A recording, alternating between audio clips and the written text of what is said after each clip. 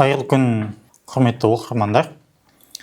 Бүгін қонағымыз Батыс Қазақстан облысының дін істері мәселелерін зерттеу орталығының маманы Адайхан Бағдатпен болмақ. Енді күндегі тақырыбымыз өте актуален десек болады, не болмаса жаңағыдай қазіргі уақыттағы үлкен мәселелердің бірі десек болады. Сол мәселеге байланысты өзіміздің Батыс Қазақстан облысының дін мәселелерін зерттеу орталығының теолог маманы және де жай қарапайым теолог емес. Осы теологиялық сала басталғаннан, осы теологиялық салада жұмыс жасап келе жатқан мамандардың бірі. Қош келдіңіз, Бәке. Рахмет, қош көрдік. Бәке, енді мынау тақырыбымызды жай қарапайым бастамастан алдын өзіңіздің мамандығыңыз жайлы аздап өзіңіз жайлы ақпарат беріп кетсеңіз, себебі шақырған маманның да кім екендігіне бастысы мән беретін оқырмандарымыз бар. Жақсы, рахмет, Али бауырым. Осы подкастыңызға шақырғаныңызға рахмет, сұхбатқа шақырғаныңызға рахмет. Жалпы мен енді өзім есімім Бағдат болады, теолог маманмын. Осы Батыс Қазақстан облысы дін істері басқармасына қарасты дін мәселелерін зерттеу орталығының теологымын. 2016 жылдан бері осы салада жұмыс істеймін. Яғни біздерде теологиялық салада арнайы Алматы қаласында Алматы қаласында Нұр-Мүбарак дейтін университет бар. Сол жерде оқып бітіріп, осындай жұмыс жасаймын. Мұнда енді теолог деген, дінтанушы деген арнайы мамандық бар, штат бар. Рахмет, Бәке. Ең бірінші сізге жұмысыңызға сәттілік тілеп қоямыз. Рахмет. Енді сұрағымыздан бастайық, енді күнделікті тақырыбымыздың шет жағасын айтсам, қазіргі уақыттағы діни бостандық, яғни бостандықтың түрлері көп, сол діни бостандықтың қазіргі уақыттағы көрінісі қалай болып жатыр? Қазір біз білеміз, жамағаттарға бөліну, тағы да басқалай, енді халықтың арасында тек қана теріс діни ағым деген ғана ұғым бар. Ал бірақ біздерде ел көлемінде діни бостандығымыз бар ғой, сол қалай көрініс беріп жатыр деген тақырып. Соған байланысты өзіңіз не айтар едіңіз? Енді біз мемлекетіміз зайырлы мемлекет. Бұл күнде айтылып жүрген әңгіме зайырлы мемлекет. Зайырлы болғаннан кейін жерде діни сенім бостандығы бар. Діни сенім бостандығы болғаннан кейін бүкіл осы Қазақстан Республикасының бүкіл Қазақстанның әрбір азаматының діни сенім бостандығы бар, және ол кәдімгі заңмен қорғалған. Ешкімге барып, сен мына дінді ұстан, мына дінді ұстанба деп міндеттей алмайды. Пока сенің діни көзқарасың, діни ұстанымың, діни позицияң өзге адамның өміріне, оның ар-ожданына, ар-намысына кесірін тигізбейінше. Ол да енді бұл жерде қаралатын мәселе. Мысалы үшін, қазір бізде қоғамда стереотипті түрде қалыптасқан пікірі бар. Кейбір деструктивті діни ағымдар неге заңмен тыйым салмайды деп. Себебі ол басқа адамның өміріне, ар-ожданына, Қазақстанның қауіпсіздігіне әлі зиян келтіріп жатқан жоқ деген сөз. Бізде мысалы заңның шешімімен, соттың шешімімен тыйым салынған діни экстремистік деп танылған діни ұйымдар бар ғой. Олар неге? Себебі олар басқа біреудің өміріне, айтқанымыздай, біздің Қазақстанның ұлттық қауіпсіздігіне зиян келтіргендігі себепті. Осындай себептер болады. Ал енді қазіргі уақытта біздің Қазақстанда, мысалы, діни сенім бостандығы бар. Соның көрінісін әлеуметтік желіден де көрсек болады. Біреу мына дінді ұстанады, біреу мына дінді ұстанады.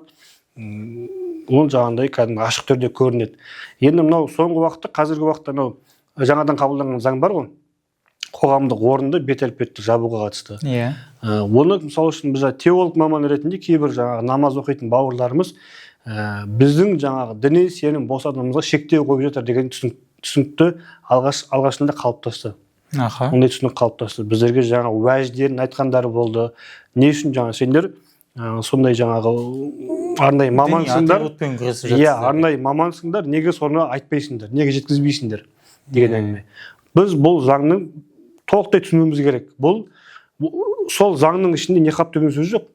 Қоғамдық орында бет-әлпетті жабу. Қоғамдық орында идентификация дейді ғой жаңағындай адамның кім екенін білу, кім не қылған адам деген сияқты. Себебі мысалы үшін біз енді түсінікті ғой, біреу бұл қылмыс жасайтын болса, ұрлыққа баратын болса, міндетті түрде маска киіп алады.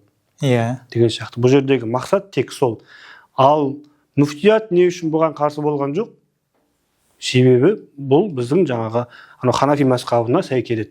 Ханафи мазхабының фиқ мәселесін бұзбайды. Енді діни сенім деп жатырмыз ғой, қазіргі уақытта біздің шыққан заң тек қана ислам дініндегі атрибуттарға сай келіп қалған сияқты көрініс беріп жатқандықтан болар сондай ой туындап жатқан. Себебі басқа да біз 18 конфессиядан тұратын көп конфессиялы мемлекетпіз деп айтамыз. Яғни көп конфессиялы болғандықтан әрбірінің біз жаңа толеранттылық ұғымдық, тағы да басқалай мектептерде не болмаса жастарымызға осы ұғымды ұғындырып жатырмыз. Бірақ та қарайтын болсақ, кейбір әлеуметтік желілерден біздердің жаңа діни сенім бостандығын бір діннің екінші бір діннің арасында қақтығыс сияқты көретіндер де бар секілді. Яғни біз мұсылман мемлекетінде тұрмыз, болмаса ата бабамыз мұсылман деген секілді, неге біздерді христиандық жаулап жатыр, тағы да басқалай діндердің арасындағы бір қақтығыс сияқты көреді. Оларға не айтар едіңіз? Ол енді біріншіден құқықтық сауатсыздық, екіншіден діни сауатсыздық деп білем. Себебі құқықтық сауатсыздық дегенім ол бізде мемлекетіміз көп ұлтты мемлекет. Көп ұлтты болғаннан кейін жерде міндетті түрде әртүрлі мәдениет болады. Ол жерде міндетті түрде әртүрлі жаңағы сенім болады. Оған мемлекет тарапынан мемлекеттің жаңағы саясаты сондай. Әр ұлтты көп ұлттық және көп дінді мемлекетпіз. Бізде жаңағы ресми түрде тіркелген 18 конфессия бар. Оның әр қайсысында жаңағы діни сенім бостандығы бар. Әр қайсысында жаңағы діни сенімі заңмен қорғалған. Екіншіден діни білімсіздіктен туындайтын себебі шариғатта да жаңағы ла икраха фид-дин, дінде зорлық жоқ. Ешкімді мына дінге міндеттеп ислам дінін қабылда деп ешкімді міндеттемейді. Дінде әркімге жаңа адамға таңдау еркі, ирода білесіз ғой енді, таңдау еркі беріледі.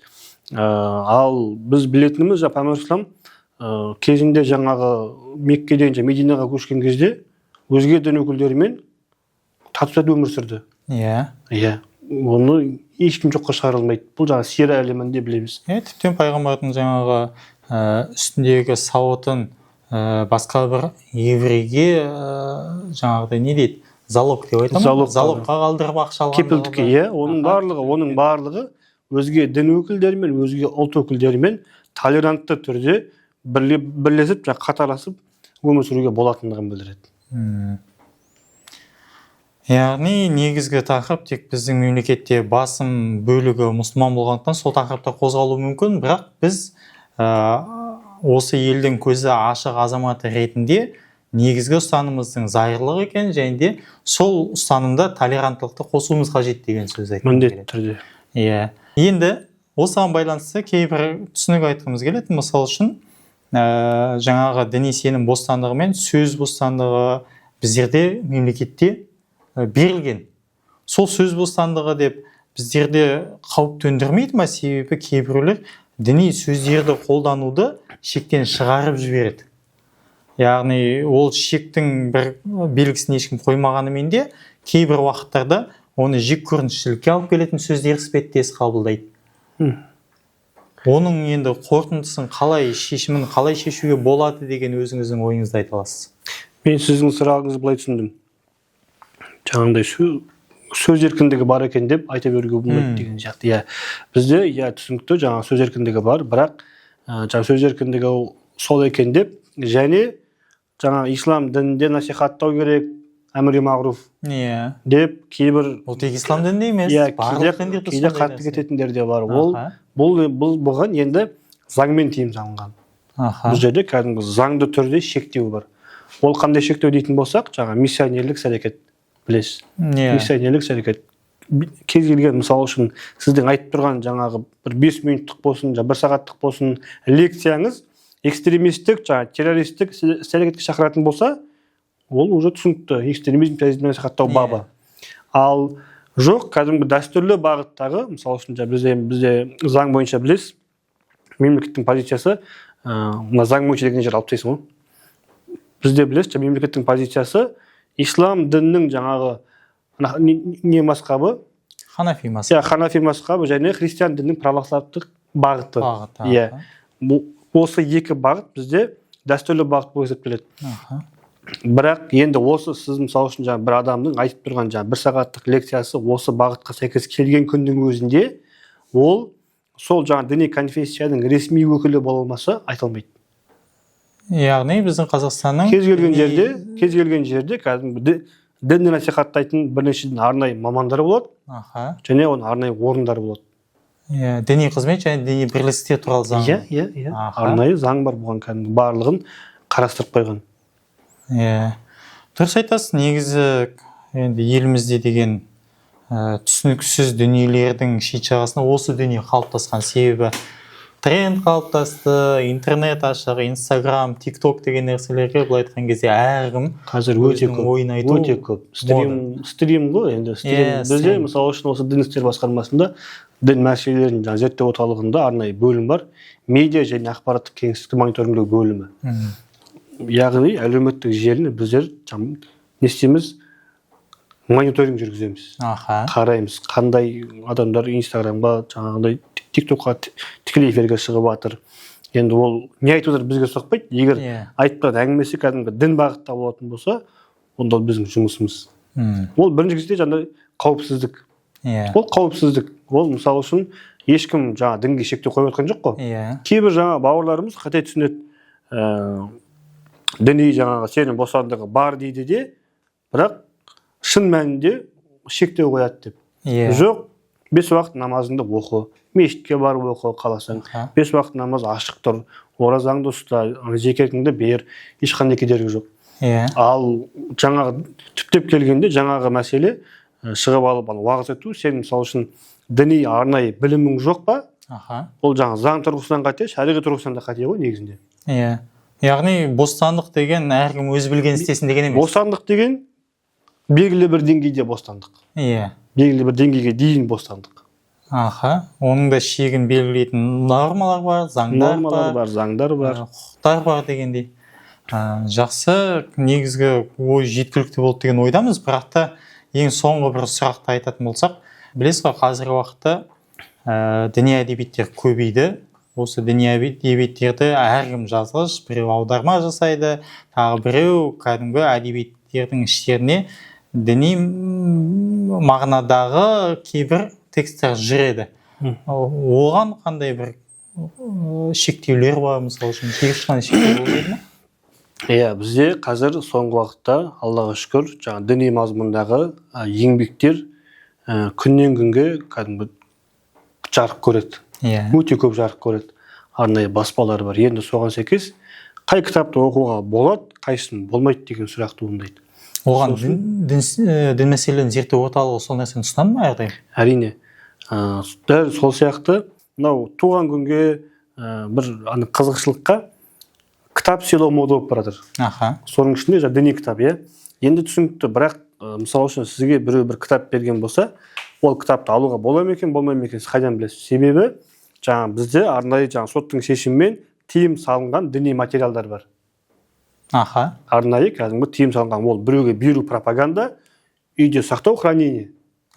Енді не істейміз десек, жаңа кез келген кітаптың алғашқы бетінде діни мазмұнда кітап болатын болса, осындай сөз болу керек. Дін істері комитетінің оң қорытындысын алған. Немесе жаңағындай дін істері басқарма, дін мәселе Қазақстан мұсылмандары діни басқармасының оң қорытындысын алған деген сөз болу керек. Енді осы жерде бір мәселе.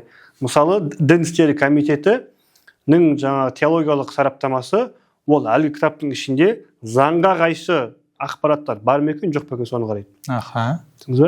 Ал Қазақстан мұсылмандары діни басқармасы біздің мазхабқа сай келе ме, келмей ме, соны қарайды. Түсіндіре алдым ба? Соған мұқият болу керек. Түсіндіре алдыңыз деп ойлаймын жалпы. Соған мұқият болу керек. Ал енді басқа да мысалы үшін енді кейбір жаңағы кітаптар бар, мүлдем жаңа дінге қатысы жоқ, бірақ ішінде діннің элементтері жүретін. Ол дұрыс емес деп білемін. Себебі әр істің өз маманы бар. Қазақта жаңа сөз бар ғой, тауық сөзі да қасап шүресін деген. Әр істің өз маманы. Ол діни элементтері, діни мағлұматтарды аны кірістірген кезде мұқият болу керек. Жақсы, енді ең соңғы сұрағымыз деп айтайықшы, себебі қатты созылып та кетпесін, көрермендеріміз де жалығып қалмасын. Жаңағы діни сенім бостандығының көрінісі қандай деп жатырмыз ғой, жалпы.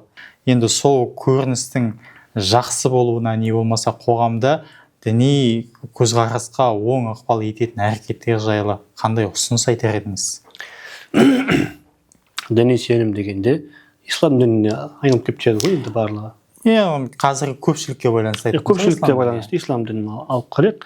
Мысалы, енді діни сенім бостандығы біздің мемлекетімізде бар ғой негізінде.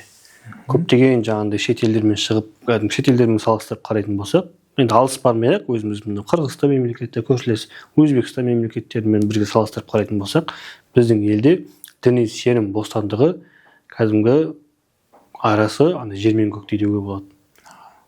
Кәдімгі біршама бар бізде діни сенім бостандығы. Енді жаңа айтқанымыздай ғой, осы сұхбатымыздың басында айтып өттік, сенің жаңағы діни көзқарасыңа ешкім, мемлекетте ешкім келіп араласпайды, пока сенің діни көзқарасың, ұстанымың өзгеге зиян келтірмейінше. Өзгенің өміріне, ар-ождан, ол ислам дінінде позициясы осы ғой. Нағыз мұсылман өзге мұсылман бауырына сөзімен де, ісімен де, әрекеттерімен де зиян келтірмейді. Сол позицияны ұстайтын болса, ешқандай да проблема жоқ. Тек бір мәселе, біреуге бір нәрсені насихаттағанда мұқият болу керек қой. Бізде кейбір жағында ислам дінінің негізін түсінбей, ішінде кейбір мәселелерін ғана алып алады да, әмір мағруф жаңағындай мұсылман бауырыңа айту керек, оны жеткізу керек. Менің мұсылмандық міндетім, парызым дейді да, барып айта береді. Ол өзі сол айтқан нәрсесін дұрыс түсінді ма, түсіне алды ма, оны жаңағындай өзі түсініп тұрып, оны біреуге жеткізетіндей қабілеті бар ма, жоқ па, бұның барлығы да өте маңызды мәселелердің бірі. Яғни әр адам өзіне жауап беру қажет, және де сол ортада бір нәрсе сөйлегісі келсе, не болмаса істегісі келсе, артындағы еркіндіктің бүткіл еркіндік емес деп түсіну қажет дегіңіз келеді. Жақсы, рахмет. Бағдат мырза, сіздерге де ісіңізге сәттілік тілейміз. Көрермендерімізге де жақсы ойларыңызды жеткіздіңіз деп есептейміз. Көрермендеріміз де алдағы уақытта тек осындай нақты хабар бере алатын, және де сенімді хабар бере алатын ортаменен бөлісуге әрекет жасап жатырмыз. Оған біздерге көмектеседі деген үмітіміз бар. Барлықтарыңызға рахмет. Тек істеріңізге сәттілік тілейміз. Біздерді келесі подкастта күтіңіздер.